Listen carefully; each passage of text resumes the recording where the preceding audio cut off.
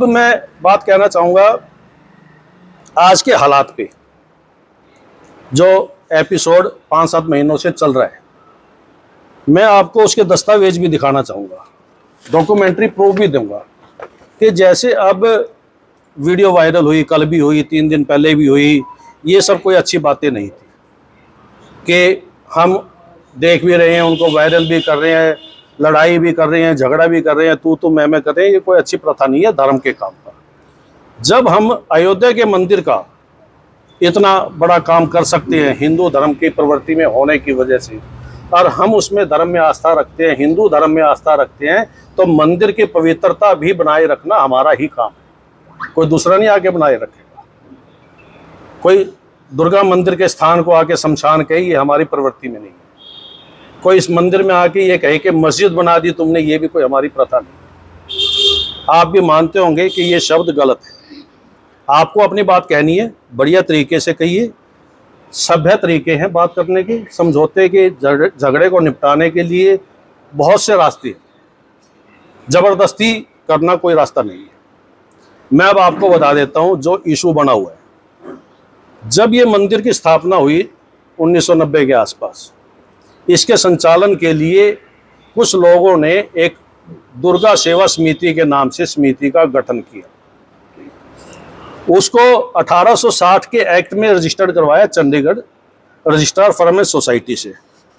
उसके लिए दरखास्त दी गई थी। ये 1973 की दरखास्त है।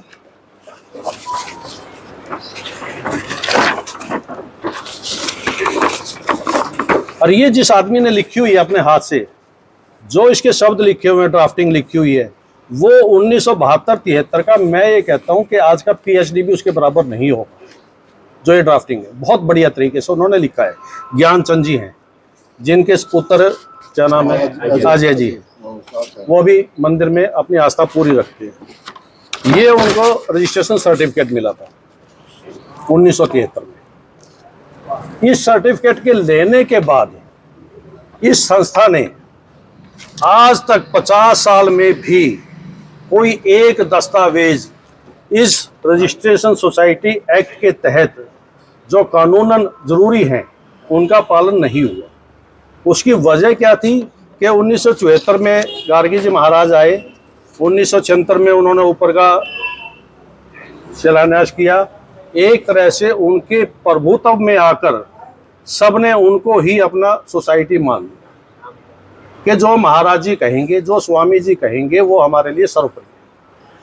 स्वामी जी ने दुर्गा मंदिर के नाम से कमेटी बनाते रहे कि ये 4 आदमी हैं, ये संचालन कर लेंगे, ये 4 आदमी हैं, ये संचालन। इसमें जो ये सोसाइटी रजिस्टर्ड हुई थी, इसमें सेक्शन 4 है, जिसके तहत हर साल मेंबर्स की list of members society registrar office में सबमिट करनी है।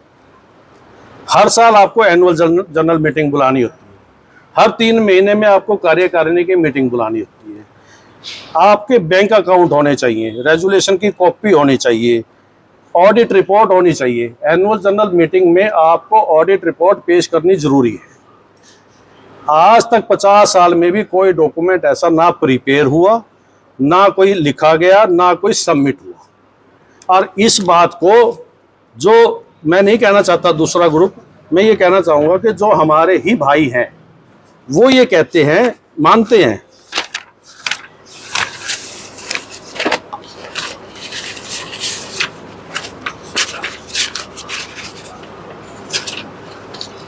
उन्होंने एक रेजुलेशन लिखा, अब उसमें भी ये मानते हैं, यहाँ पर ये ब्लू लाइन में, यदि आता हो आप में, मैं पढ़ के सुना देता हूँ इसको। पंजीकरण वर्ष से आज तक सूचना दस्तावेज पंजीकरण अथॉरिटी के पास जमा नहीं करवाए गए हैं, इसके लिए हमें खेद है। और यही बात RTI में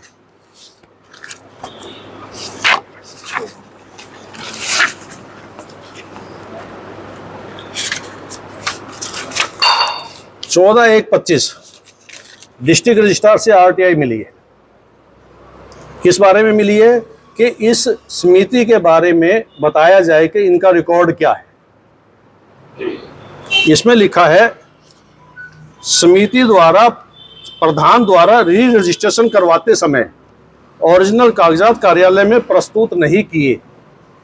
अब जबकि आरटीआई द्वारा मांगे गए दस्तावेज 309(7) संलग्न है। समिति ने पुरानी कार्यकारिणी, सदस्यों के त्यागपत्र, सदस्यता शुल्क, फार्म, डीडी मतलब ड्राफ्ट, चेक, मृत्यु प्रमाण पत्र इस कार्यालय में उपलब्ध नहीं करवाए। समिति दुर्गा सेवा समिति नरवाना ने वर्ष 21 से 24 तक के अतिरिक्त किसी भी वर्ष की एनुअल रिटर्न ऑडिट रिपोर्ट इस कार्यालय में प्रस्तुत नहीं की। ठीक है जी। नंबर दूसरी बात, इसके आगे ये बात और लिखते हैं, हमने ये पूछा कि दुर्गा के नाम से कितनी समितियां यहाँ। उन्होंने कहा दुर्गा सेवा समिति क्रमांक नंबर 405, तारीख नोट करना, दिनांक 18 फरवरी 2024 को भी श्री दुर्गा सेवा समिति नरवाना के नाम से 405 नंबर पर रजिस्टर्ड है। दुर्गा पब्लिक धर्मशाला समिति क्रमांक नंबर 83 वर्ष 1971, दुर्गा वैष्णव जागरण मंडल नरवाना क्रमांक नंबर 497 नव दुर्गा जागरण मंडल नरवाना 2188 पर 1997-98 द्वारा कार्यालय से पंजीकृत है। इसके अलावा इन्होंने एक बात और लिखी है ऊपर, ये ब्लू लाइन, इसमें इन्होंने लिखा है कि इस कार्यालय द्वारा श्री दुर्गा मंदिर के नाम से कोई समिति पंजीकृत नहीं है। दुर्गा मंदिर है ना हमारा ये, इस दुर्गा मंदिर के नाम से कहीं भी कोई समिति रजिस्टर्ड नहीं है। दूसरी बात मैं आपको ये कहना चाहता हूं कि दुर्गा सेवा समिति रजिस्टर्ड थी 73 में और आज भी इन्होंने दोबारा से रजिस्टर्ड करवाई। उन दोनों के मेमोरेंडम ऑफ एसोसिएशन जो सोसाइटी एक्ट में पहला डॉक्यूमेंट है, उन डॉक्यूमेंट में भी यदि दुर्गा मंदिर नाम का शब्द भी लिखा हो, memorandum of association and bylaws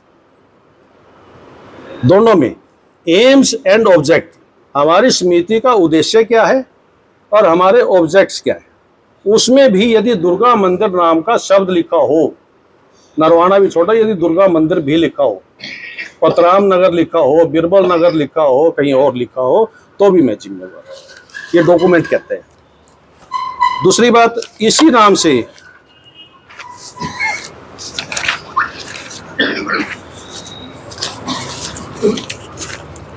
Shri Durga सेवा समिति, श्री दुर्गा सेवा समिति, इसका रजिस्ट्रेशन नंबर है 1161, दिनांक है इसकी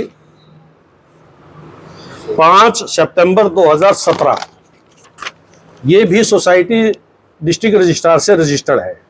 कहने का मतलब श्री दुर्गा सेवा समिति registered number 1161 dated 5 September of 2017।